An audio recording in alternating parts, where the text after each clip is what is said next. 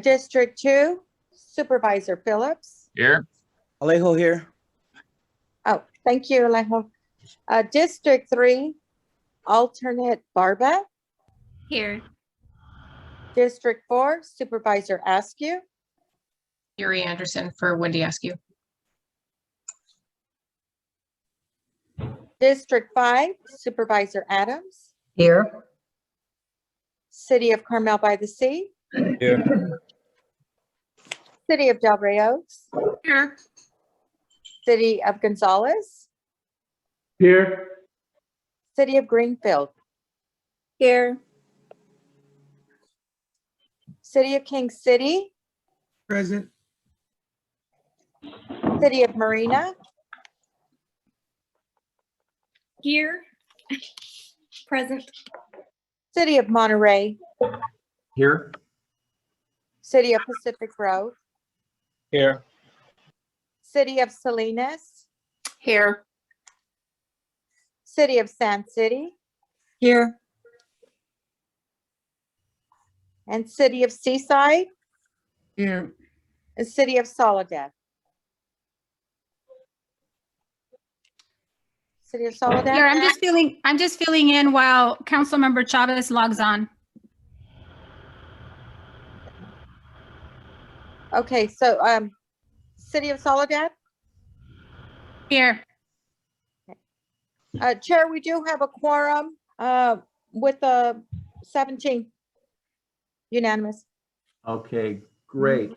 The next thing we're going to do is have the Pledge of Allegiance. Mike Labar, can I ask you to lead us in the Pledge of Allegiance? And also staff, do we have a flag? There we go. Mike, would you lead? Thank you, Chair. Ready, begin. I pledge allegiance to the flag of the United States of America and to the republic for which it stands, one nation under God, indivisible, with liberty and justice for all. Great, thank you very much, Mike. Our next item is just a little information to provide, and item agenda number 2. Any member of the public that wishes to address the board for any item not on the agenda within the jurisdiction of the TAMC board is welcome to do so. We'll provide you 3 minutes to make these comments, please. And you also are invited to indicate if there is one of the items on consent that you desire to have pulled. And in future meetings, if you could indicate to staff with maria@tamzmonterey.org by 5 p.m. on the Monday prior to the meetings with any item that you desire to have pulled from consent or speak to any one of the items. So I'll ask now if there's any member of the public wishing to have an agenda item pulled or have any open comments of anything not on the agenda today. Staff, do you see any members of the public that are indicating to have any items? Any correspondence received from the public wishing to have any item pulled or comments? Seeing No, none. I haven't seen anything. Okay, seeing none, we'll move to item number 3, consent agenda. Any member of the board wishing to pull any item from the consent agenda, item 3? Seeing none, I'll ask the public, any member of the public wishing to pull an item from the consent agenda. Seeing none, I'll entertain a motion for approval for the consent agenda. Move approval, Phillips. Okay, thank you. And Adams. Adams is a second. Okay. Eloise? Okay. District 1, Supervisor Alejo. Aye. District 2, Supervisor Phillips. Aye. District 3, alternate Barba. Aye. District 4, Supervisor Askew. Aye from alternate Anderson. Thank you. District 5, Supervisor Adams. Aye. City of Carmel by the Sea, Aye. City of Delray Oaks, Aye. City of Gonzales, Aye. City of Greenfield, Aye. City of King City, Aye. City of Marina, Aye. City of Monterey, Aye. City of Pacific Road, Aye. City of Salinas, Aye, I'm sorry. City of Sand City, Aye. City of Seaside, Aye. City of Soledad. Aye. Chair, the motion passes unanimously.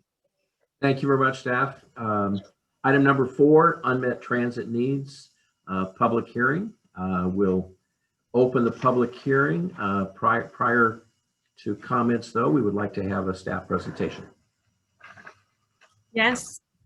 Good morning, Chair and members of the board. My name is Madeline Jacobson, Transportation Planner with the agency.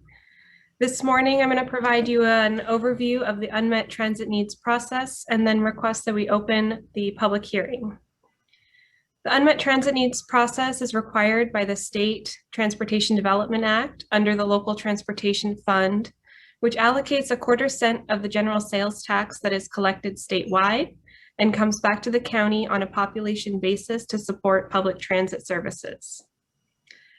Here in Monterey County, we have Monterey Salinas Transit, MST, which provides public transit services to all the cities in our county. And so most of this money goes back to MST for transit services, and a small portion goes to TAMC for transportation planning, as well as bicycle and pedestrian projects. As a requirement for using these funds, we have 2 public hearings per year to identify any transit needs that are not currently being met. So we will have this morning's hearing, and there's another planned hearing to take place virtually at the MST Mobility Advisory Committee meeting on March 31st, 2021 at 1 p.m. The public comment period for the unmet transit needs process is open until April 30th. And comments can be submitted during the hearings today or at the MST Advisory Committee in writing, via email, by phone, or through our agency's website. Once the public comment period closes, staff will gather a list of all the comments received and determine whether MST can meet these needs either through schedule adjustments or if they are a longer-term need that requires additional planning and grant funding. A running list of past year's unmet transit needs and their status for each is posted on the Transportation Agency's website. So that concludes my presentation, and I'm happy to answer any questions from board members before the chair opens the public hearing to accept comments from the public. Okay, any board members with questions of staff on agenda item 4? Okay, I'm not seeing any. Debbie, do you see any indication for board members with questions?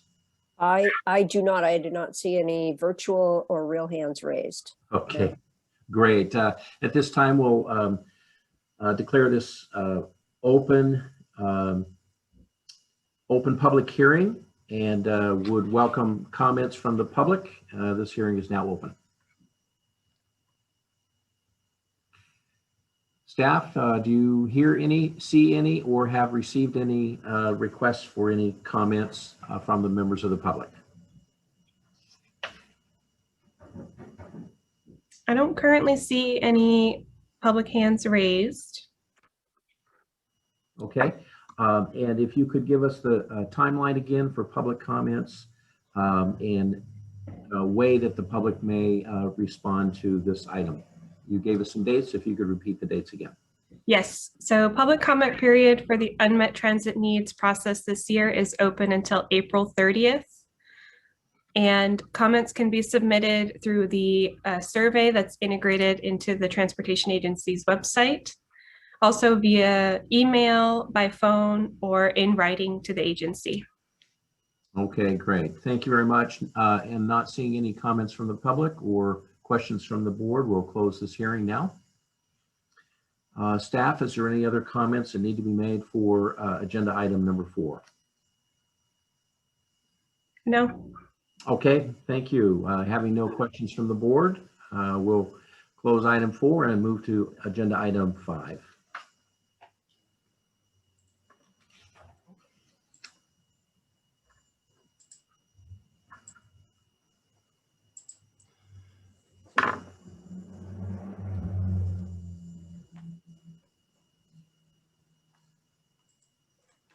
Good afternoon, Chair. Members of the board. This is Todd Muck. I'm the Deputy Executive Director, and I will be kicking off the agenda item on our budget, overall work program, and integrated funding plan. And then when we get to the budget set part of this, I'll hand it off to Rita Goyle. We traditionally bring the budget and overall work program to the TAMC board in February in draft form for your review and comment. And then we send it off to Caltrans for their review and bring it back to the board in May for final adoption. This year, we are doing something a little bit new, which is to incorporate the integrated funding plan as part of this item, because it provides a real complete picture of the activities that TAMC is working on. And we realized that it shows all of our work effort that's also part of the budget and work program. But there are parts of some fund sources that were previously or historically in our budget, primarily the direct expenses that are outside for projects such as the rail program and things like rail right-of-way that were artificially showing up multiple years in our budget, because the money would only be spent when the funds actually needed to be spent, and it might show up in 2 consecutive years as a budget item, but we're really talking about the same dollar amount. And what we're doing is leaving that in the integrated funding plan and taking it out of the budget to just leave in the budget things that are really more likely to be spent in that given year. The purpose of our overall work plan is to describe the activities that we expect to be accomplished during the fiscal year. And for TAMC, that's July 1st through June 30th. These activities cover the whole range of what TAMC staff is working on over the year and include 29 work elements. So if you look into the attached overall work program document, there are a 1 to 3 page summary of the expected fund sources, expenditures, tasks, deliverables, schedule for each of these work element activities. We do the work element because not only that it's useful for the agency to show an overview of what we're working on, but it's also a requirement from Caltrans for our state planning funds that we receive. The expenditures and revenue fund sources shown in the work program are the basis for the annual budget, and the funding within the work program is consistent with the budget. The budget is a business plan, a roadmap for the agency. It's a financial plan. It reflects the board priorities and policies, and it focuses on the first year, but it's a 3-year document, so it's looking out ahead for the next 2 and 3 years. And then we've added the integrated funding plan to this presentation because it provides a snapshot of the regional projects and programs that TAMC is working on. Primarily, it's our Measure X program of regional projects, but it also includes things like the rail program and other large projects that are our agency priorities. It looks out just a few years. It provides a schedule of when we are expecting funds to be received, and when the next phases of projects are expected to take place. In the first few years is primarily funds that we've already secured. As we get out, we tend to project a little bit and identify funds that we're going to go after as matching sources to leverage Measure X and to fully fund our regional projects. And again, as I mentioned in the beginning, it shows funds such as that are not in the budget, but it also shows the funds, there's also funds that are in the budget. And so what it does show is the funds that staff has spent working on these projects reflects it both in the budget and the integrated funding plan. But funds that we're distributing to other agencies and our partners are also shown in the integrated funding plan, showing the full picture for the funding of projects, but not necessarily going into the TAMC's budget. So starting with the work program, we have some of our traditional activities like the call box program and the freeway service patrol. We are going to be updating our bike map. It hasn't been updated since 2016, and we're getting a lot of requests for more copies. We're in the middle of our update to the regional transportation plan. This is our 20-year document that provides a roadmap for future transportation in Monterey County. And this will come back to the board for final adoption in 2022. We'll continue to work on our Safe Streets and our Safe Route to School programs. This includes the Measure X Safe Route to School activities, things like our grant for the Salinas Safe Route to School program and our application that we just submitted for the Salinas Valley Safe Route to School. But we also work with individual jurisdictions on providing technical assistance on their projects, funding through the Safe Streets program and the regional surface transportation competitive programs, and any way that we can help to make our streets and roads safer for the community. And then the last project I'm going to highlight, these are just a few of those 29 work element activities. But this year, we will be updating our Regional Transportation Improvement Program, which is a requirement from the state in order to receive state surface transportation program funds. And that really leads really well into the integrated funding plan, which is, it started after Measure X was adopted, where it was an internal snapshot of the agency's projects that we're focused on. So Mike Zeller developed this after Measure X, and we've continued to expand it to include other agency-focused regional projects. And it's a summary of funding sources, a line item for each of our projects and programs, and then targets for funding over the next few years. And just to give a few examples, the 156 Castro Boulevard interchange is shown in the chart here with construction expected in 2022. But just some highlights from the rest of the plan. We have Imogen Parkway getting ready for construction this year. So here's a current picture and then a future image of what it's going to look like. We will continue to work with Caltrans on the Scenic Route 68 corridor study. There will be more traffic simulations like this coming out this summer. So we're going to have another round of public outreach once those visualizations are ready. And the environmental document is expected to be available for release to the public in August of 2022. So there's going to be a lot going on in the background on this project this upcoming year.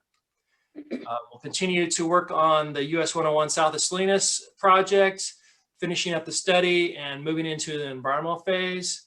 And then the last project I'm going to highlight is FORTAG, the Fort Ord Regional Trail and Greenway project, where we have the first segment in Delray Oaks that's going into final design right now and going to be ready for construction. And we'll continue to pursue funding for other segments of the project. I just gave a really kind of a random snapshot of our different projects just to highlight what we're doing and how that works. And I'm going to hand this over to Rita for the budget. Thank you, Todd. Good morning, board members, board chair, members of any public that's calling in or is on Zoom this morning. Rita Goyle, Director of Finance. Thanks, Todd, for the nice introduction. So Todd had the fun job of showing you some really nice pictures. I guess I have some boring numbers. Hopefully they're boring because they're, budgets and those kind of things are never fun to deal with. But just wanted to give a little history because we have, many new board members. So just to give you a background, the budgeting process was started back in November. So we talked with the executive committee in November, January, and then early February. So this is really the fourth time that the executive committee is seeing some version of the budget. So it's been vetted through, many meetings prior to coming to you.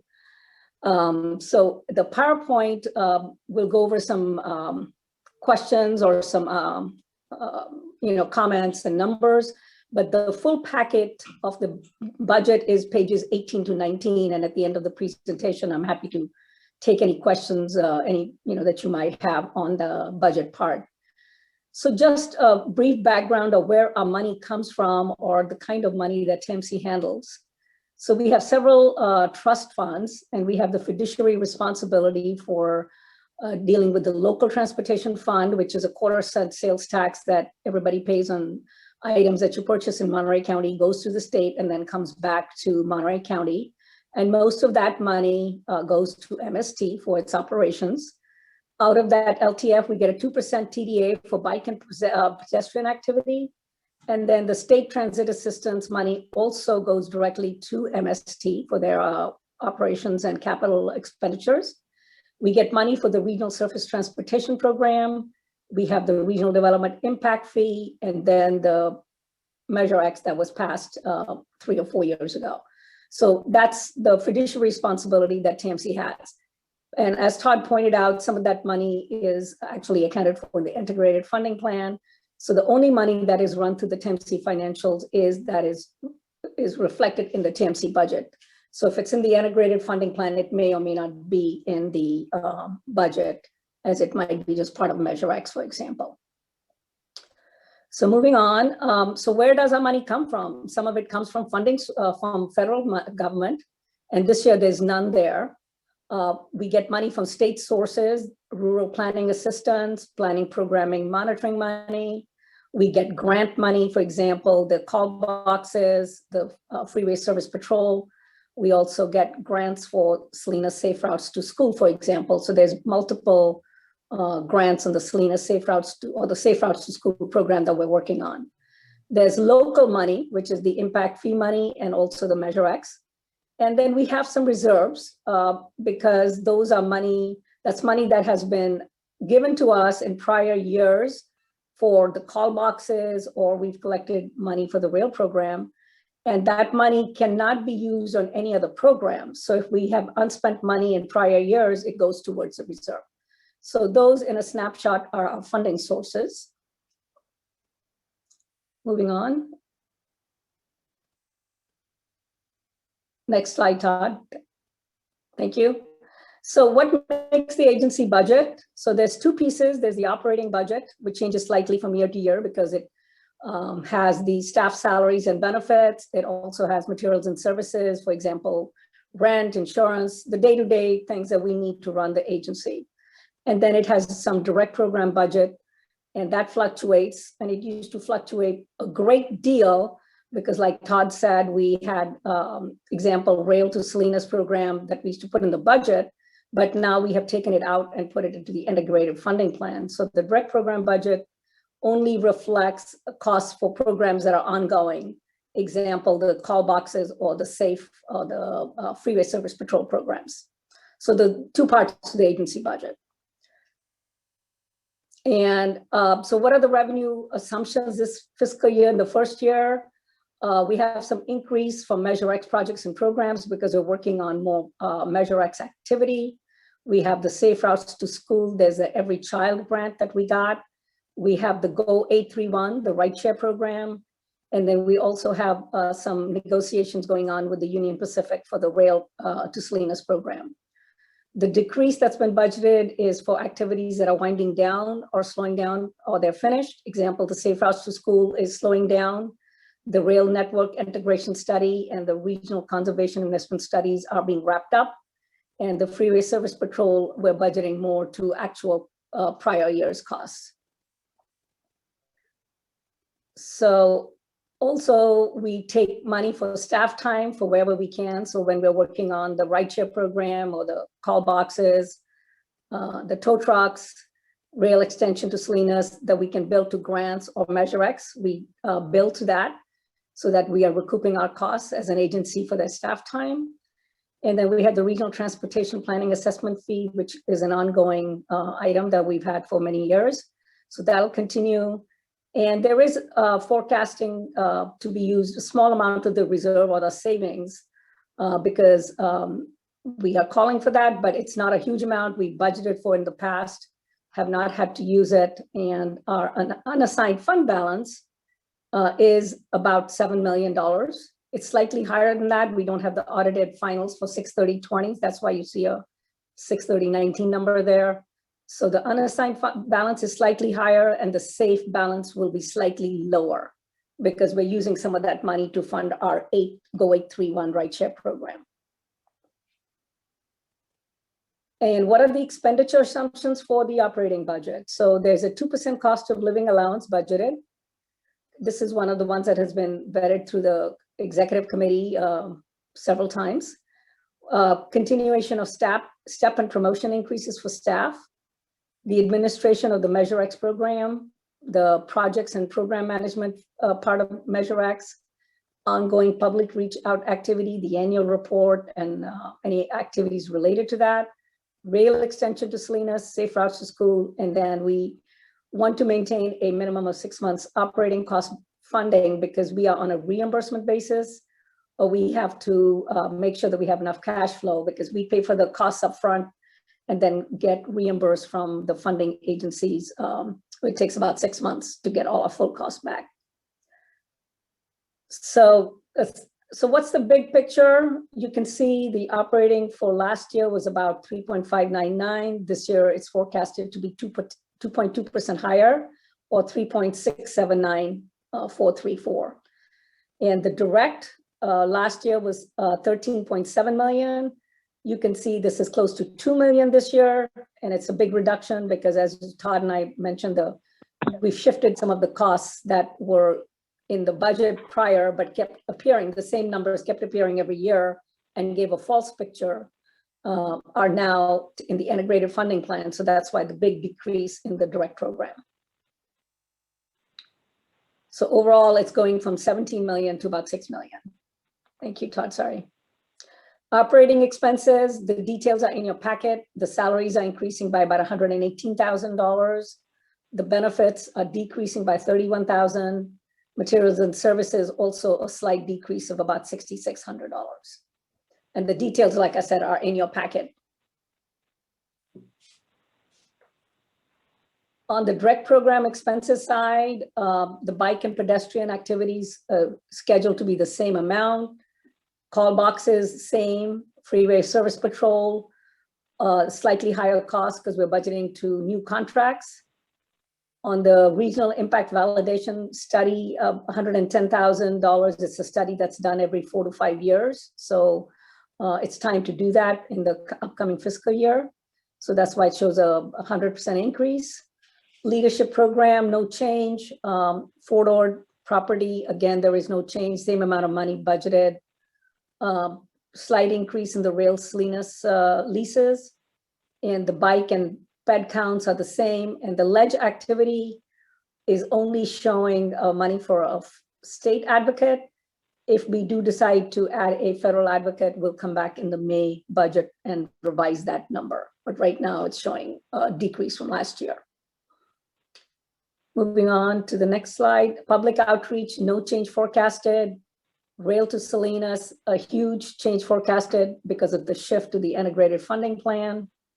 The RTP EIR update, we are giving MBAC the same amount of money that we committed to last year. Bike map update, Todd alluded to that this is something new that we need to do or update the bike map. So we're budgeting some money for that. And then the regional conservation investment study and the rail network study are budgeted as zero because those activities that have finished up in the current fiscal year or will be finished up in the current fiscal year. No change on Measure X materials and services or the Caltrans audit repayment because that is something that is an ongoing cost. And then the last slide, I believe, is safe routes to school. That has been shifted to the integrated funding plan. So you see the 100% decrease there. And then there is the safe routes to school Salinas. That activity will be winding down. So there's less money forecasted for consultants. And then we're going to put some EV fast chargers outside the office for the public to be using for as EV vehicle usage ramps up. So we forecasted $6,000 for that. So the total last year was 13.722 million. This year it's 1.910. So in a nutshell, those are the budgeted numbers. And I think the last slide just shows our recommended action. So what Todd and I have reviewed, the executive committee will review again in May with any changes that come up between now and then. We will also bring it back to the board for final adoption at the end of May. So today we're asking that we authorize the executive director to submit this draft budget and overall program to Caltrans and other federal agencies for their initial review and comments, provide any guidance to us on any changes or anything that you might like to see in the in the final draft, and then direct the executive director to bring this back in May 26th for final adoption and approval. So that concludes my presentation. I think Todd and I are happy to take any questions you may have. Thank you very much, Rita and Todd. Let's go to the board and ask if the board at this time has any questions of our staff on the almost close to final budget. Board, any questions? Chair, it looks like board member Craig. Kimberly, go ahead. Hi there. And I apologize. It's probably hard for you to see since she's sharing her screen. I wasn't sure if you could see me either. I do now. One of the questions I had actually was the some of the SAFE programs we have for the freeway. Obviously, I've talked about it in the past, the call boxes.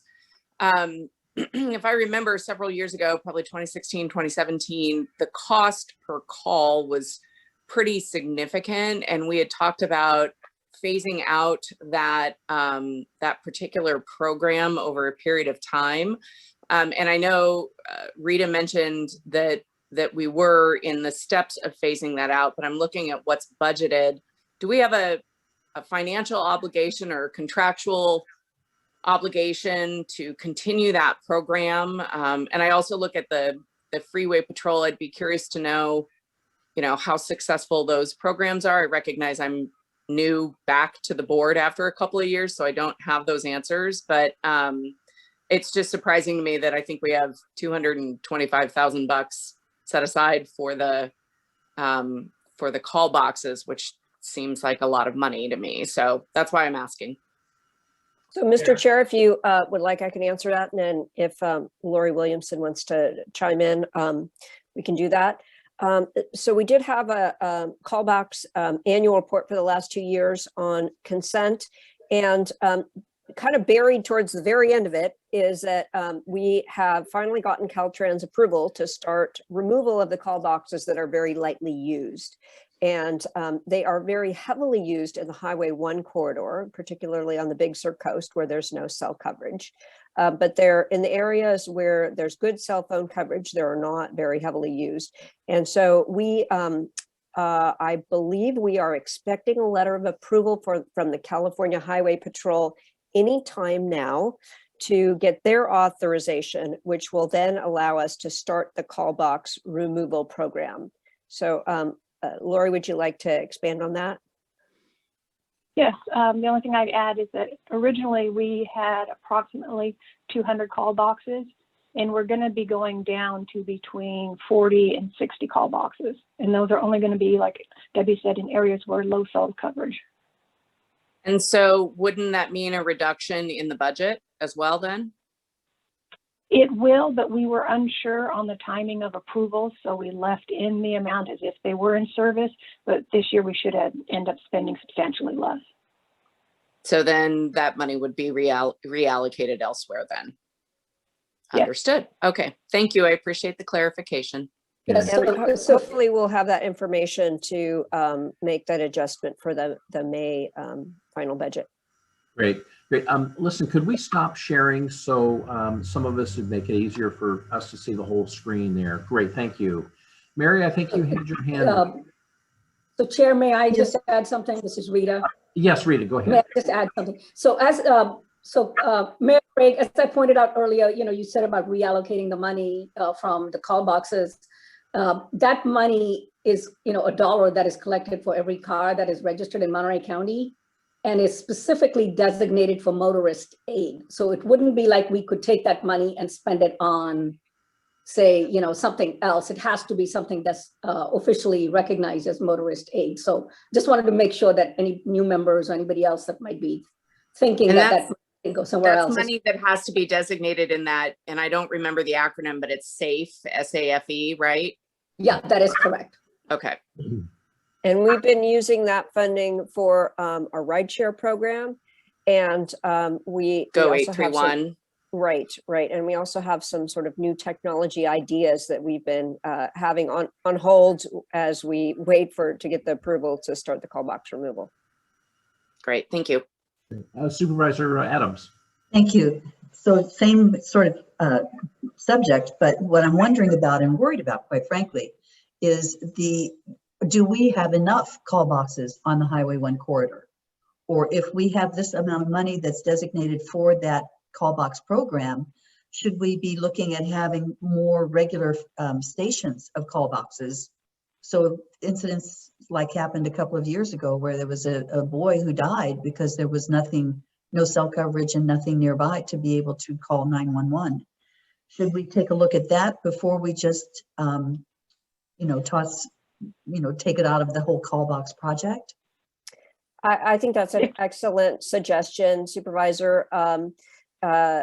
For those of you who were around back when we first embarked on putting the call boxes on the Big Sur coast, it was tremendously controversial. We designed a special, I hate to say camouflage call box, but a call box that was designed in colors that were coordinated with the local environment, and they were all put on the inland side so that they wouldn't be disrupting the local view.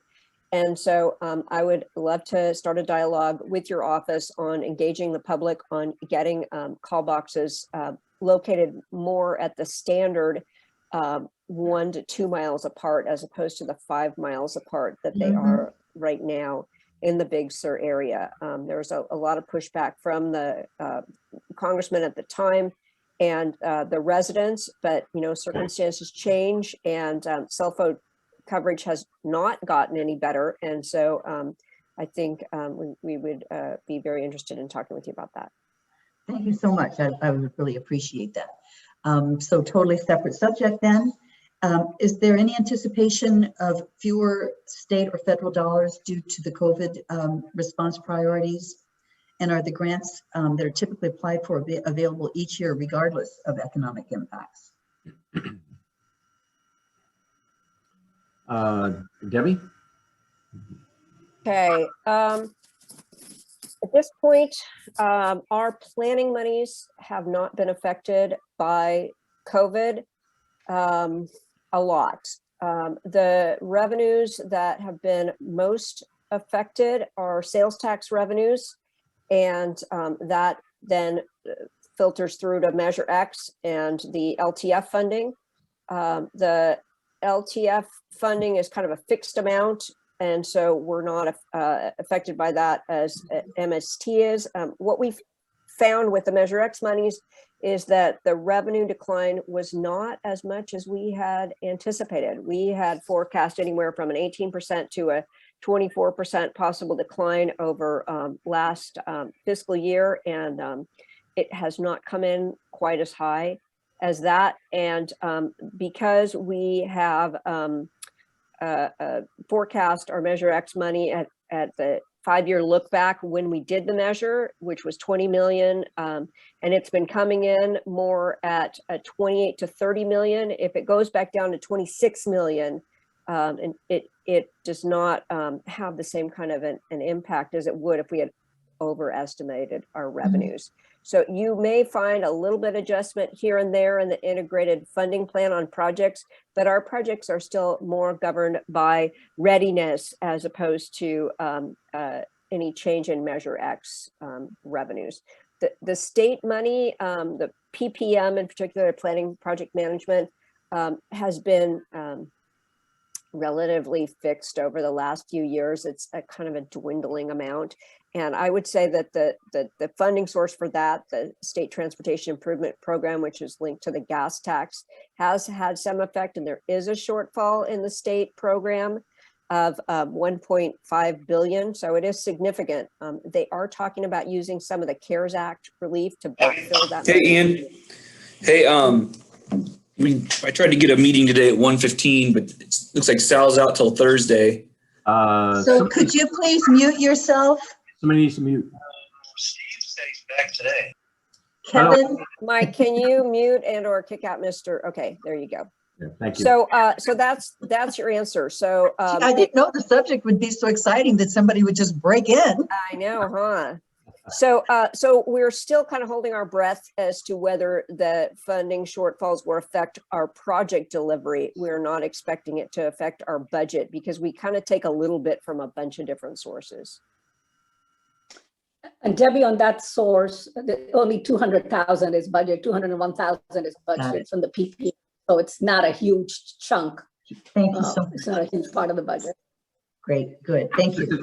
To chime in, Mary, I think those are great questions, but as we see the state budget being finalized and we're really all in that sort of adjustment period, we've gone through the pivot from COVID and now we're kind of figuring out the new budgets. So I think time will tell, and it sounds like staff will have some input to be able to solidify.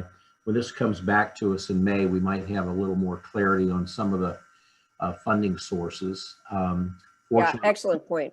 Yeah, fortunately, TAMC is not dependent on TOT from hotels for their revenue. So we have a little bit easier time calculating our funding sources and expenditures in the TAMC world.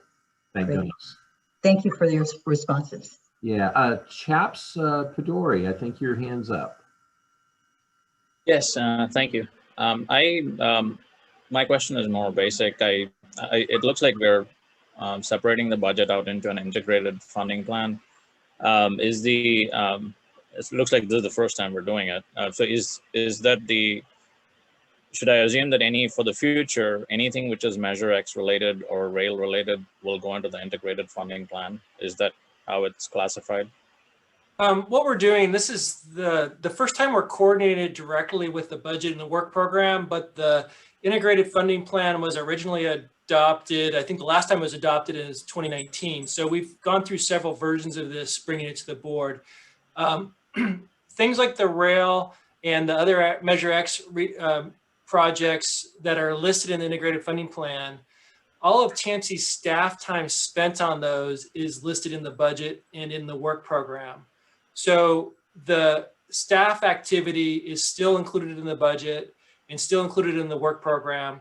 We're just showing kind of the bigger picture with the integrated funding plan, and things like some of those direct expenses, the rail right-of-way costs, are really the only thing that's shifted from our past practice into just being listed in the integrated funding plan.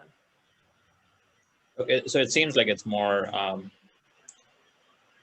like an easier way for us to measure where the expenses are going from a staff perspective, et cetera. If you separate out the regional projects on its own, that's what I'm getting.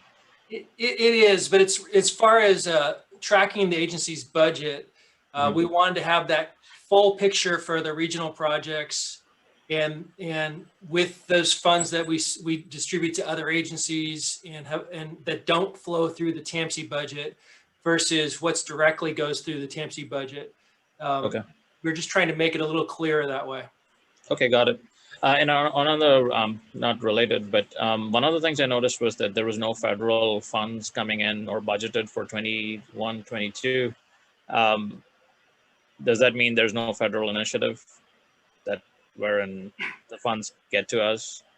So there's no federal funds going into the TAMC budget, but when you look at our regional projects and the integrated funding plan, we certainly expect to go after federal funds for projects like the Surf Busway or future rounds of federal funds for any of our regional projects. Okay. But they're not listed in our budget because it's separated out. Okay, and final question, the local transportation, it's called the LTF, Local Transportation Funds. Does that play any role here within the budget? Like from a distribution perspective? The majority of those funds are allocated directly to Monterey St. Louis Transit. Some of those funds are kept for TAMC for planning staff efforts. There's a prioritization level on how those funds are distributed, and the first priority is actually regional planning. So we take a little less, we take about $900,000 for our budget from those funds. And then the 2% for bike and ped projects gets taken off the top, and then the rest gets passed through to Monterey St. Louis Transit. Got it.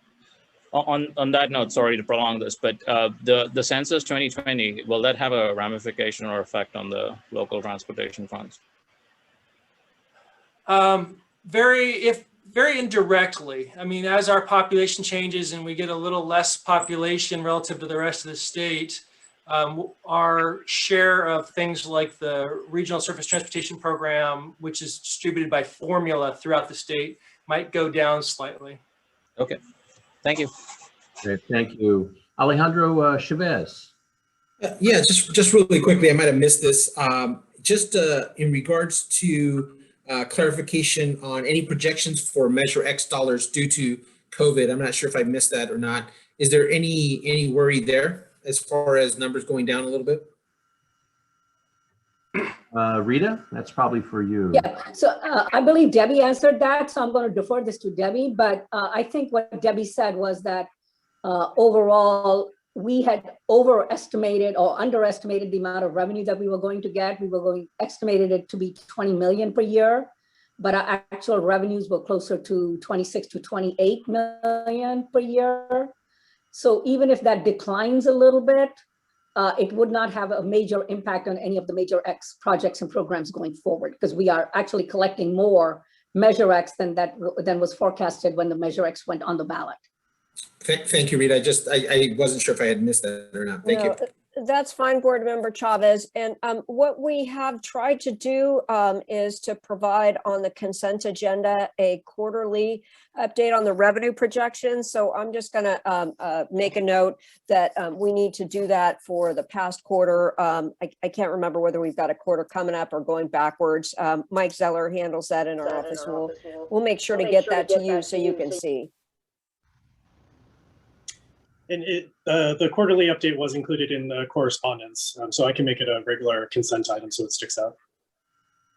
Yeah, that'd be helpful, and we're all concerned about continuing revenue, and hopefully we've gone through the worst of it, and we'll start to see more sales tick up. This is usually the time of year where we start to see a little more activity with the better weather as it's coming, and more shoppers. And all of our jurisdictions obviously are concerned with that.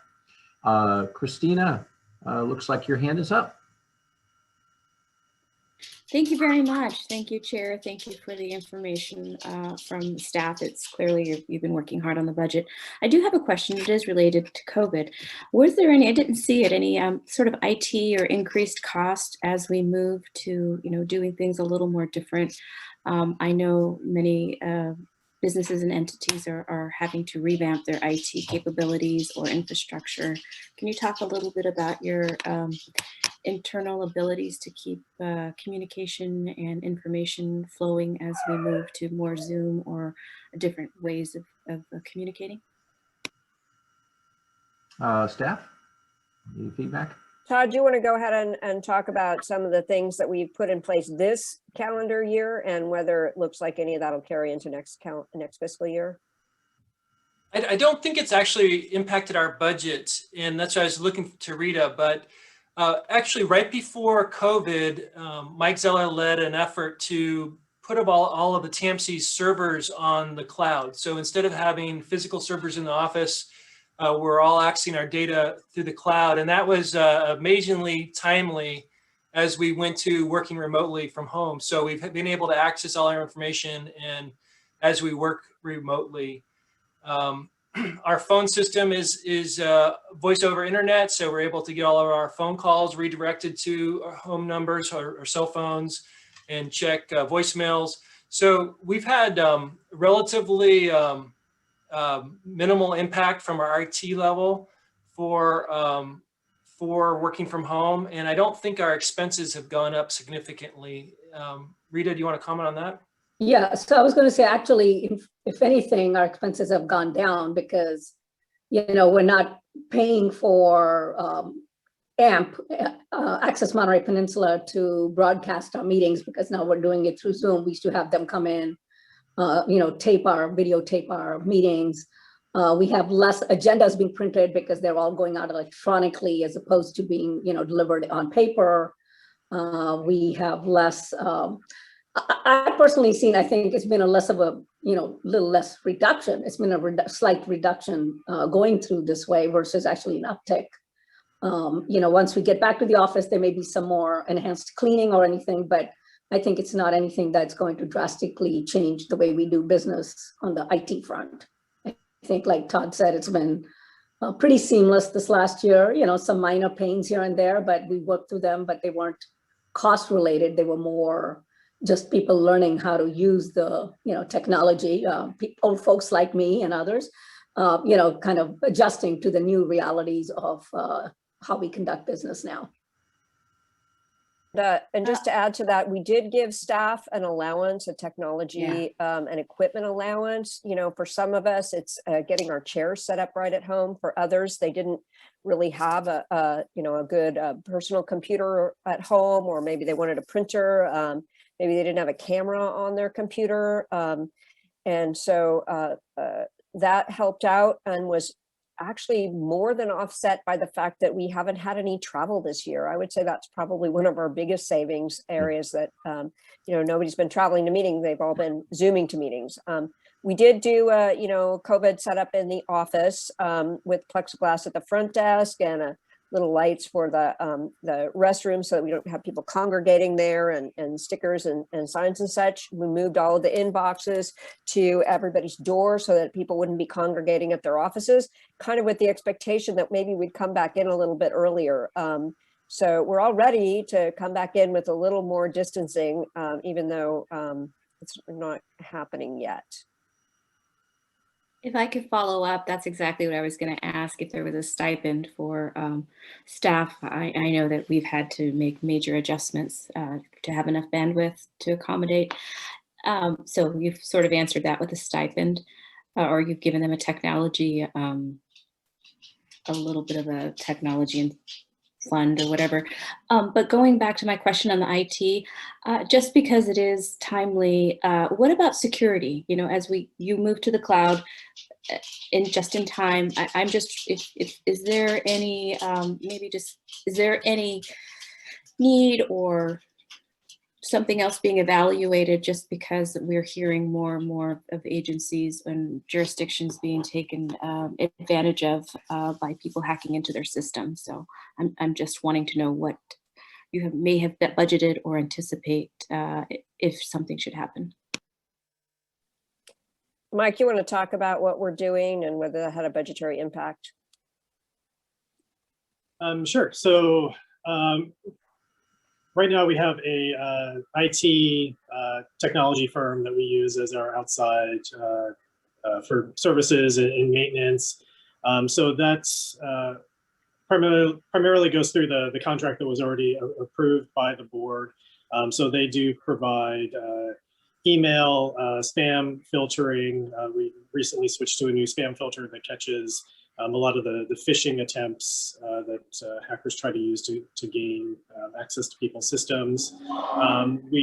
During our regular staff meetings, we discuss security in terms of, if people are receiving different types of emails, just to allow staff to be alert and on the lookout for those types of things, just to keep up knowledge and awareness of security. And some of the initiatives that we're looking at working with our IT consultant to implement is just updating people's passwords on a more regular basis, and also just continuing with staff education.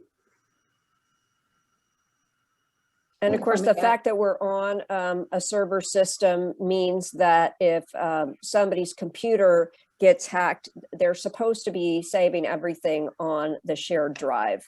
And so that creates an automatic backup system for us on any information that we have. Correct, Mike? Okay, any other questions from the board on the budget draft?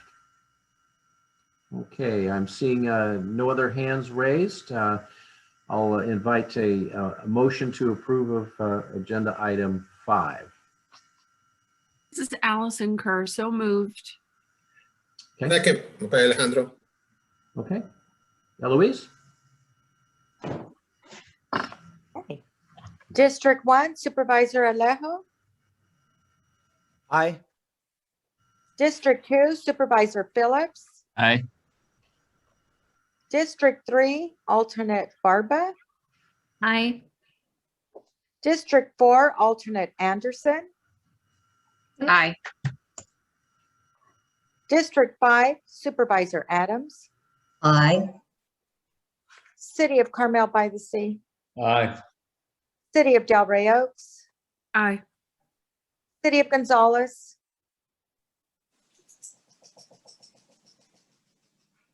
City of Gonzales. City of Greenfield. Aye. City of King City. Aye. City of Marina. Aye. City of Monterey. Aye. City of Pacific Grove. Aye. City of Salinas. Aye. City of Sand City. Aye. City of Seaside. Aye. City of Soledad. Aye. Chair, the motion passes 16-0. Thank you. Next item is agenda item 6, traffic safety play to learn kits. Great, that's me. Good morning. This is Ariana Green, Senior Transportation Planner with TAMC. And today we're unveiling our brand new traffic safety play to learn kits. But before we do that, I want to talk a little bit about the program that made these kits possible. So I'm going to share my screen. Just bear with me.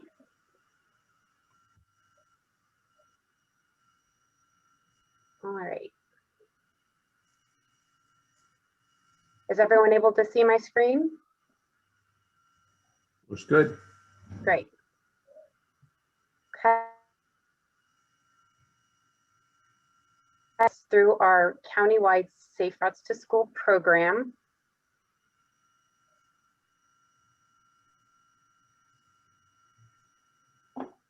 Todd, looks like we're getting intermittent signal.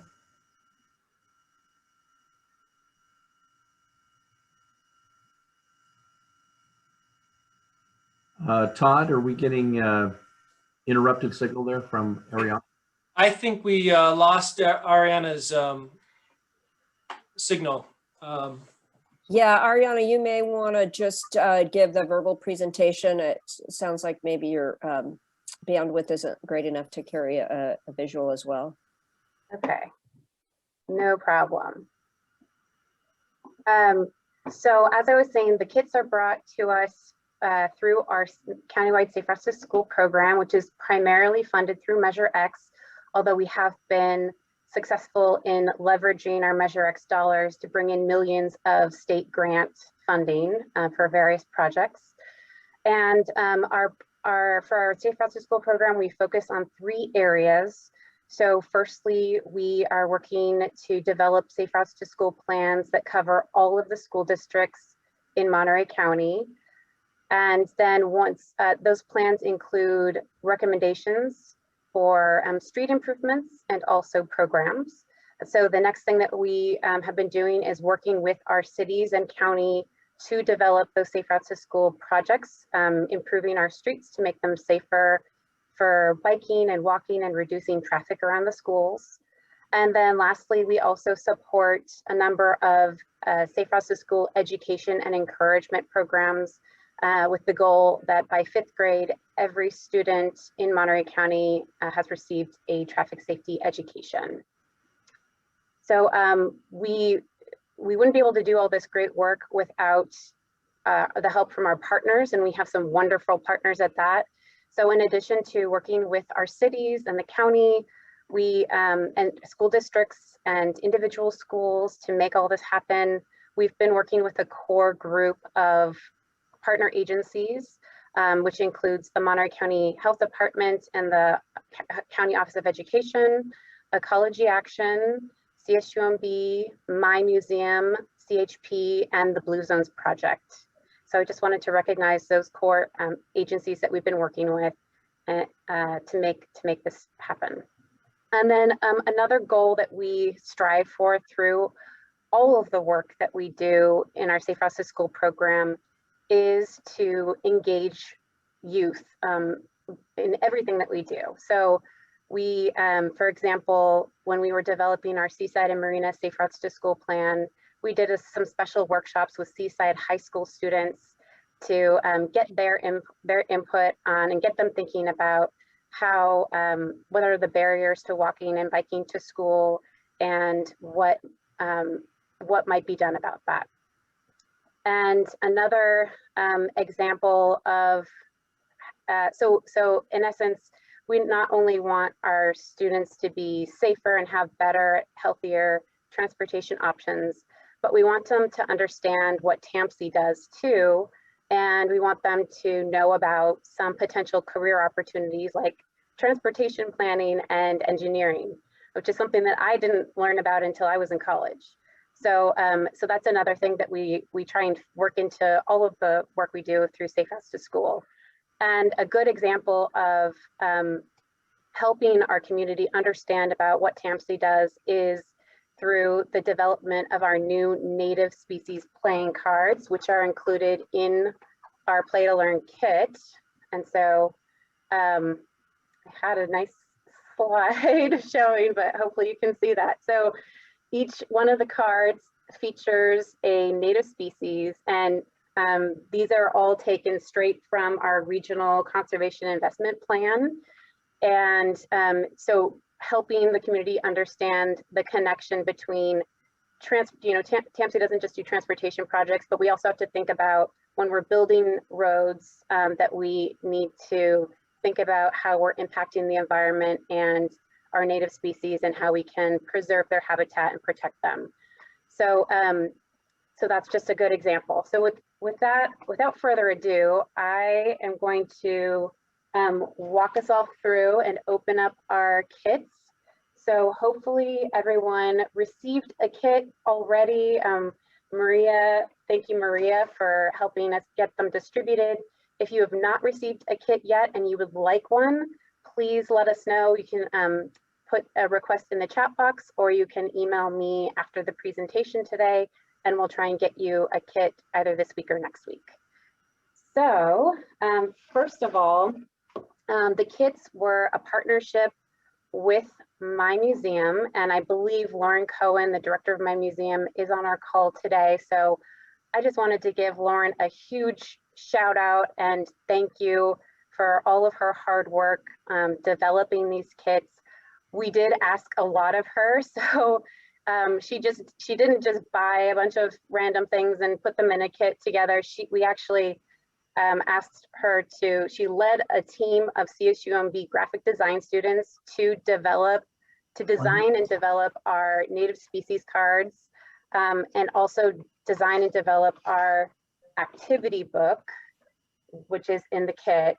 And then she also helped us find some really good materials that we've been able to brand with our Safe Routes to School program logo to help folks know about more folks know about our program.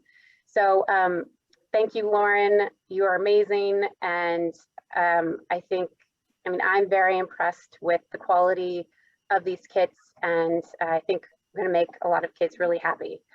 So, so as I mentioned, CSUMB is also a partner in this project, and then Blue Zones is another partner that came in and provided some additional funding to develop even more kits than we had originally planned on. So our contract with My Museum called for 2,500 Play to Learn kits, that are going to be distributed countywide to and focused on students that lack adequate nighttime housing, students that have special needs, and then also getting these kids to families in quarantine. And then with the additional Blue Zones resources, we're able to provide kits to all 400 families at Los Padres Elementary School in recognition of Los Padres being the first Blue Zone certified school in Monterey County. So for those students who aren't going to be able to receive a kit, we have posted the activity book and also our native species playing cards on our new Safe Routes to School website so that even more families can enjoy these kits. All right, so inside the kit, we have an activity book and with a number of traffic safety lessons. Should we open our kits and look at these things as you describe them? Yes, please open your kits while we go along. Thank you, Supervisor Adams. So Kimberly was one of those kids that opened her presents first at Christmas. Couldn't wait, huh? So, so the activity book has a number of safety lessons, including one of my favorites is Chalk Your Walk. And this is a lesson that is all about being aware of where the sidewalk meets a driveway and how kids and everyone really should be treating each of these intersections as a regular street intersection and watch out for cars. And so the activity is to chalk that part of the sidewalk, and in the kit are some chalk to make it easier for kids to do that. We also have a cute neighborhood scavenger hunt activity in the activity book. And of course, we've included a child-size safety mask for the child to wear so they can, while they're out exploring their neighborhood. And Kimberly is modeling that. Wonderful. And then we have a really fun Build a City activity. So these pages can be cut out and put down on the floor. And we've have a number of road signs. Of course, we have a roundabout and some high visibility crosswalks. Also included in the kit is this really cool road tape. So you can just stick this right on the floor, put it at each of the entrances to the roundabout and make a whole city. And then once the city streets are done, then the child can decorate their very own car to zoom around the city. Super fun. That's great. And then we have some fun suggestions on how kids can decorate their handlebars and their bicycles. And lastly, again, to tie into our native species, we have a couple of coloring pages for the artistic crowd. And so that's the activity book. Again, this entire book and each individual activity is available on our new website. I'm gonna just try and share my screen one more time just to show you the website and where it is. So let's see if this will work for me this time. And while she's doing that, Debbie, were we gonna try and all hold up something, and is there a way to snap photo our screen? Yes, at the end of the presentation, I know that Tracy's going to try to do a photo as everybody shows everything. So if you don't have anything to show, go ahead. And when we get to that point, you can stop your video and then we'll just get the people that have something to show. All right, back to you, Ariana. Perfect. Great. So I just wanted to show you our brand new Safe Routes to School website. This has been a long time coming and I'm so happy that it's finally here. So this is the homepage, And if you scroll down just a little bit under latest, we've got a link to our Safe Routes to School activity book, and then also the native species memory card game. And you can see that we have links to each individual activity here, and then also the full activity book. I forgot to mention the activity book is bilingual, so everything is in English and in Spanish. And our website is also bilingual, just with the click of a button. So if we just click on Espanol, everything will be translated into Spanish, including instructions for the activity. All right. Very nice. Very cool. Yes. So I do have a request before we take our picture. Because we have our, with any new website, we are also on Instagram and Facebook. Our Safe Routes to School program has new pages there too. We're always looking for pictures and content. And so our request, if you feel comfortable, we would love to have you send us some pictures of a child in your life enjoying these kits, or some testimonials about the kits. And so that we can have some more pictures for our website and our social media pages. Also, if you don't feel comfortable sharing pictures, if you could follow us on Instagram and like us on Facebook, that would be really helpful too. So with that, I think we're ready for a picture. So if everyone could hold up their bag or something from the kit, your favorite activity from the kit. I want to do the car. All right. Kim is getting as many. that? Oh, let's see. Angela's got as many pieces as she can get. I like it. All right. All right. There's some effort being applied here. I appreciate it. All right. Mayor Oglesby, thank you. All right. Okay, I got some great pictures. Thank you. Okay, thank you very much. Ariana, good. Don't spend too much time playing with those today, kids. Okay. I just wanted to mention one more thing that I forgot before. There's a lot going on in this presentation. So back to the native species cards, there is a QR code in the top right corner of each card.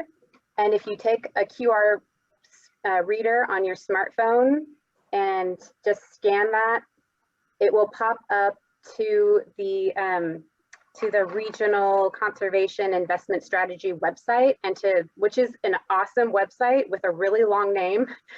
But there are really wonderful profiles for each species. And so that QR code will take the kid directly to the website so they can learn more about their habitat and where exactly in the county they live.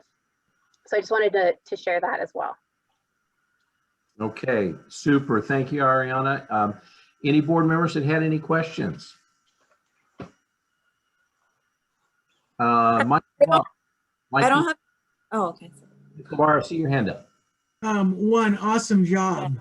And I think what's even I really like is how you incorporated CSUMB students in creating this project, that regional connection, that local connection. I mean, TAMC, that's, to me, you've really excelled here. So I'm very happy to see these little kits together, and thank you. Thank you, Chair. And a special shout out to Lauren Cohen from my museum as well. And I love the partnership between the arts and the governmental side. So thank you very much. Just a great job. Yes, thank you. Angela, you have your hand raised. I did, thank you. I just wanted to say these are amazing. I'm super excited to I'll probably go ahead and like raffle this off to somebody in my community, one of the kids here in the local community. But I'm all about school zone safety and everything like that. So I'm super excited that this is being kicked off. Ariana, thank you for all your hard work. Super, thank you. Chaps, you're up. Thank you. And I wanted to echo the same comments This is a wonderful exercise, really great initiative, Ariana. Thank you to you, Ecology Action, and everybody else who joined in. Also wanted to mention that my kids were fighting over this, so you've already done your job. Okay, great. And Kimberly, make sure that child's mask gets put back in the bag somewhere for a child. I mean, if it fits me, right? I don't have kids. So I was like planning out a whole racetrack on the mayor's office floor with my newly made race car from this thing. It's like a legit swag bag. I'm excited. Well, you open the office up to kids coming by to see, and you can do the training right there in your office. Exactly. And we do have adult-sized Safe Routes to School face masks that are coming, and we'll get those to each one of you soon. So Kimberly, you will be able to, you can share the child size one because you'll have your own pretty soon. I just want to know, do I have to claim this on my 460s? I don't really know how that works. Form 700s, I think. Form 700. Yeah. That's a great. Yeah, I think you're probably okay. Okay, great. Anything else, Debbie, on this item? Thank you, Ariana. Yes, I just wanted to say that if you are interested in extra sets for a presentation you're doing at a school or something, Ariana, are there more available? Yeah, so we have some flexibility with the distribution. So email me, Ariana at tamcmonterey.org, and we can try and work something out.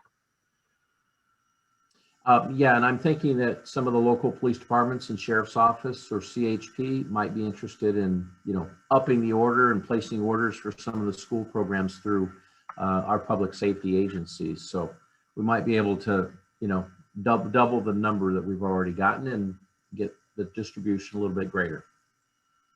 Great idea. Super, thank you. So this next item, we're going to move to closed session. So at this time, we'll invite any public comments on the closed session topic. Any members of the public wishing to make a statement before we go to closed session?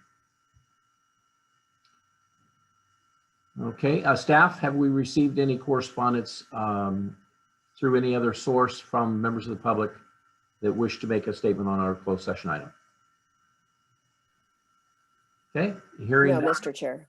None. So Debbie, we're leaving this meeting and going to the link that was sent to us. Is that correct? Let's see. So Mike is going to move all of the board members and applicable staff over to closed session. Okay. And everyone else can hang out, or they can, wait, leave the meeting if they're done. Okay, so just as people are leaving, we're going to stay right where we're at. We'll finish up our closed session and come back and receive reports from our other agencies, and item number 8 we'll come back to very soon, as soon as we get done with the closed session. Much, Eloise. We have now ended closed session and have reconvened in open session pursuant to California Government Code Section 54956.8. The TAMC Board of Directors met in closed session regarding real property negotiations, and the board provided direction to TAMC staff. No reportable action was taken. Thank you, Catherine. So at this time in the agenda, we're going to hear from our TAMC partners. I have lost my agenda here. So, okay, here we go. First up is Caltrans Director's Report. Do we have a Caltrans partner with us today? Yes, Scott Eads here.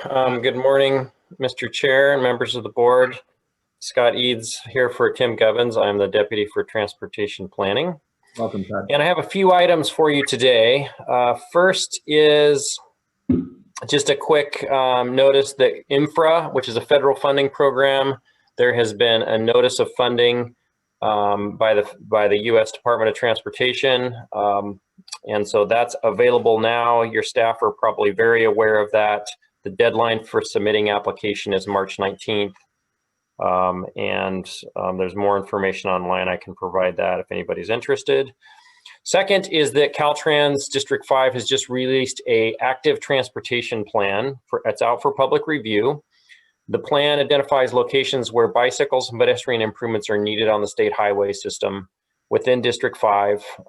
It started with a very thorough inventory of all of our all of the facilities that we own where bicycles and pedestrians could be using, and then using that information to identify where we have outstanding needs, and that information will help us prioritize improvements for future efforts.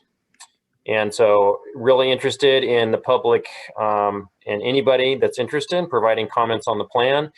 Just to highlight, it is a short written plan, and then there's a companion piece which is called a storyboard, which is an online tool that provides location specific information. It's GIS based, and you can scroll around and even add comments on that. If you're looking for where to find it, it's at www.catplan.org, and there's a District 5 page on that, and comments, or it's out for comment until March 9th. Last thing, and probably most important to many of you, is an update on Highway 1 closure at Rat Creek. So I wanted to provide a bit of information there. Caltrans and the contractor have been working to fully assess the situation there, clearing debris, doing surveying, performing geotechnical investigations. Our engineers have also been very busy exploring options for how to restore the roadway in that location where it had been totally washed out. The specific technical approach is being finalized, and we expect to announce the construction method by the end of this week. And based on the type of work that we anticipate being able to do there and the project approach that we're looking at, we expect to have the roadway fully restored and open to traffic again by early summer of this year.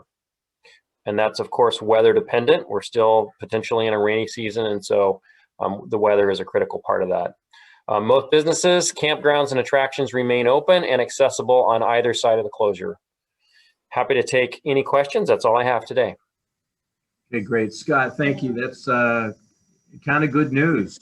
Other board members, do you have any questions of Caltrans? Supervisor Adams has my hand old school raised. Okay, go ahead, Mary. Thank you. So Scott, thanks very much for the uplifting news. That's really pretty exciting. And we've been meeting with a lot of your folks just throughout this whole time. Obviously, it's a really serious issue. I was fearful that we were going to be facing something as critical as when the Pfeiffer Canyon Bridge went down. But it sounds as if we're going to be doing something quick that I think I know which one. I think I know the answer to what's going to be announced on Friday.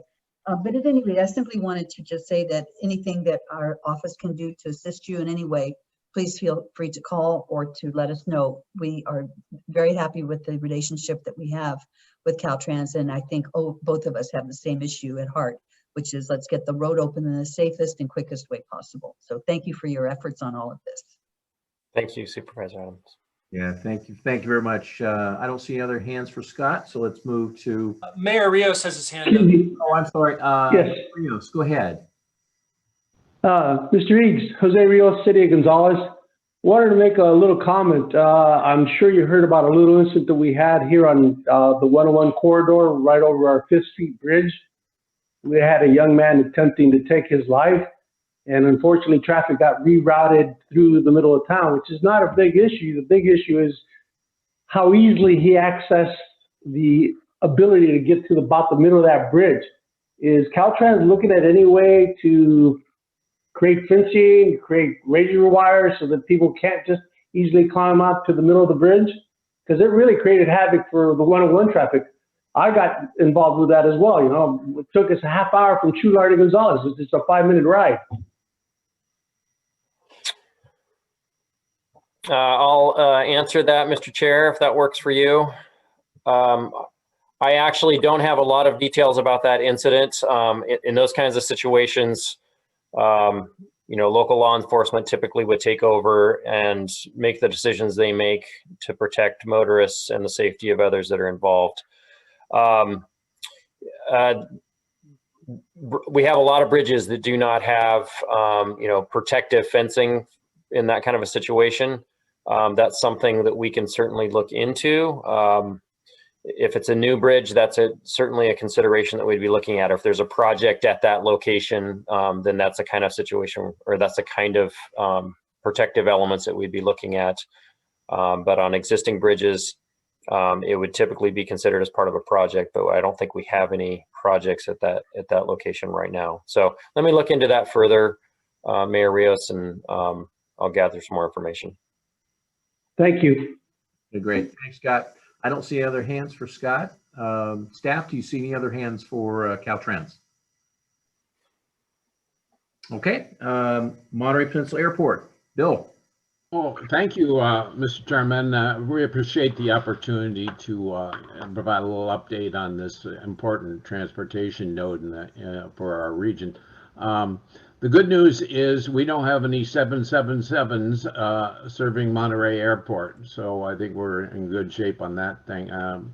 But the even better news is we started our Seattle nonstop service, daily nonstop service this past week, and that's a big step forward for us because it provides access for our regional residents to when international travel starts again, to be able to connect to Asia, and also access to the northern tier of states like northern Idaho and all that, and which is very difficult to get from our area to those states. So we're very pleased with that, and we had a very good reception from the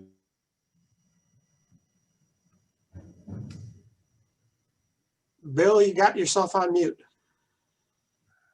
All right. Sorry about that. Go ahead, Bill. Even virtual, he did it again. There we go. Thanks. I always count on Carl to keep me. Yeah, I'm virtually giving him the elbow in the side. Yeah. Anyhow, American Airlines has kind of designated vacation destinations and tourist destinations as a priority for themselves, and they've increased compared to 2019 before the COVID.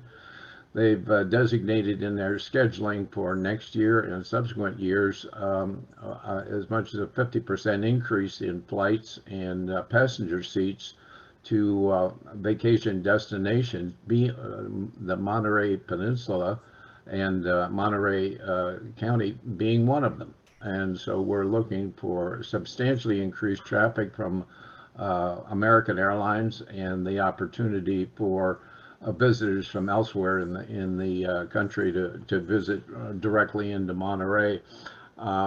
We have received a number of grants from the FAA and the Department of Transportation, some of them related to airport operations and some of them related to COVID-19 servicing, and that helps keep us healthy. I might add, we don't get any grants, federal grants, for highway access to the airport, so that's always a consideration for us on Highway 68.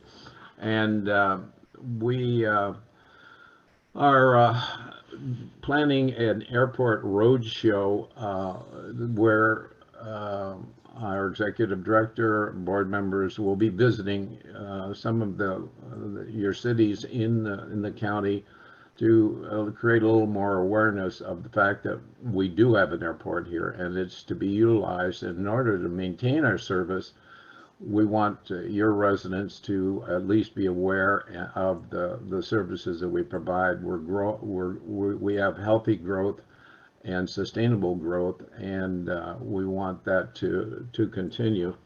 And so we'll be doing a little outreach to you, and in case that any of you are interested, have some extra pocket change, Facebook has a Boeing 737 available for $550,000.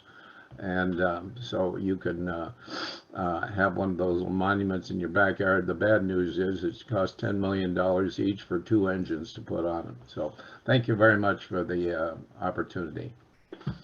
Okay, thank you, Bill. To our next favorite bus agency, AMST. Thank you. I'm glad I'm still your favorite since I'm the only bus agency in this board. Easy setup. So if double masking and COVID variants and vaccine line jumping has you missing those quiet days of 2020, the MST annual report for 2020 has been distributed, and all the TAMC board members should have got one. If you haven't, or you didn't receive one in the mail, we also, for the first time this year, have an interactive online version at our mst.org website.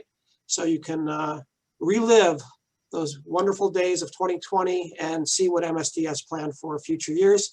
Also on our website, we are encouraging everyone and members of the public to participate in a 3-minute online survey to help our board in its process to reimagine MST. We're using this opportunity with our, the slowdown in services that we have, and as our economy and communities rebuild, MST will rebuild as well. And we're going through a comprehensive operational analysis that will force our board to consider some pretty weighty topics as far as where our services are going to be focused and provided. Things like how much of our resources do we put into the highest demand corridors versus making sure that there's basic coverage for all. How much service is put into travel within a specific cities versus travel between cities. So there's some very important decisions that will have long-lasting impact, and we encourage everyone to go to our website again at mst.org and to participate in that survey. Participants are eligible to win up one of 5 $100 gift certificates for participating in the survey, and you can also sign up to be part of a paid focus group. You'll be paid $25 to participate in a facilitated focus group session that will get more in-depth for community members. So we want to encourage folks to participate, take the survey, or if possible, participate in the focus groups. That concludes my report. Thank you. Great, thank you, Carl. Monterey Air Resources District, Rich. Yes, thank you, Mr. Chair, members of the board. Good morning. Just a couple of quick items here. Our diesel engine and equipment replacement grant program now is accepting applications, and this program provides grant funding for replacement of older, dirtier diesel engines with new, cleaner technologies. Public and private entities are eligible for funding. Types of projects typically include medium-duty fleet electrification, zero-emission vehicle infrastructure projects, school bus electrification projects, off-road equipment replacement, electrification projects, marine repowers, marine engine repowers, and zero-emission projects for ag irrigation pumps and zero-emission projects. And applications are due by March 19th, and there's more information to be found on our website, mbard.org. This is just a public service announcement. On the other one, the Office of Environmental Health Hazard and Assessment has released their draft update to the environmental justice tool known as Cal EnviroScreen, and that's for public review and comment. OEHA will hold a webinar on March 3rd at 11 a.m. to introduce Cal EnviroScreen 4.0. And it will be there to answer questions and receive initial public comments via Zoom. So the public comment period will close on April 30th, 2021. And so I know in the past we've talked about perhaps coordinating our comments on Cal EnviroScreen with among the various agencies that use that service for environmental justice concerns. And then lastly, although outside the subject of transportation, I'd just like to let folks know that we're currently running a wood stove changeout program. Qualified residents in our 3-county jurisdiction can receive up to $3,500 for replacing an old dirty wood stove with a newer heating device that's less polluting. And we've got about, I guess about 50% of our funds remaining. So it's a little less than $100,000. So I would encourage folks to get the word out if you can. And that concludes my report. I'd be happy to answer any questions. Thank you. Thank you, Richard. I appreciate it. Debbie, any reports on outside travel and board members' expenses for travel? No traveling is happening anymore. That's right. Executive Director's report, please. All right, thank you, Mr. Chair. So I'm going to give you a little bit of a grants update. It's been a good month for grants for the region. The Seaside Broadway Complete Streets Extension Project received a staff recommendation for $12.04 million from the Active Transportation Program. So this is a fantastic project. If you've been to the Lower Broadway part of the project, you know that extending it all the way up to Martin Luther King Junior High School will be fantastic. So congratulations to the city of Seaside on that. And we were happy to help partner with them. This project was kind of identified in the Safe Routes to School program that we work with them on. And thank you to Ariana to helping them with the grant application. It was a very competitive program this year. We did not get funding for the tag segment that we had applied for at the TAMC level in the city of Marina, but we will be looking at the upcoming Federal Lands Access Program grant application process for a segment of the Fort Ord Regional Trail and Greenway. And so we'll be reaching out to the city of Marina and the city of Seaside and taking a look at which project we think would have the best chance of being funded from that program.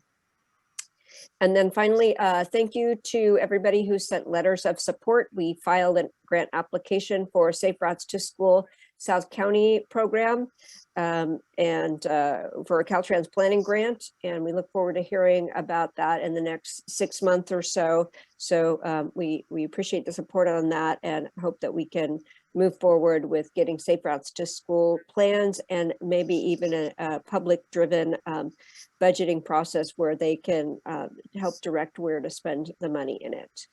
And then finally, just want to remind everybody to get their ethics training reports into us. It's that time of year again. Thank you very much, Mr. Chair.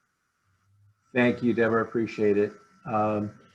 And the last item we have today is announcements and comments from transportation agency members, board members, anything that you are desiring to hear in the future or place on the agenda in the future. I see Ian's hand. You went up. You have something for us. Yes, I just want to give a shout out to Debbie and the staff members for assisting Seaside and, putting in that grant. But I think what really put it above and put us in good standing is the tour that we gave the group that came down here. And again, that was facilitated by Debbie and her team and Todd and them. They just did a bang up job and they do it throughout the whole county. So it really is a tip to what they do throughout the county when they were able to bring that money in. This time, Seaside just able to get the grant, but I want to say they did a great job. So I want to make sure I was on the record with that. Okay, great. Thank you. Any additional comments from board members? Debbie, do you see anything with hands raised? I don't. I was going to give a shout out to Maura Toomey from AMBEG for helping to arrange that tour. And we look forward to setting up another tour in the future. Okay, awesome. Debbie, any other business? Nothing from our end. Thank you, Okay. Mr. Chair. All right, great. This meeting will be adjourned. Thank you all. Good to see you all. See you next month. Stay safe.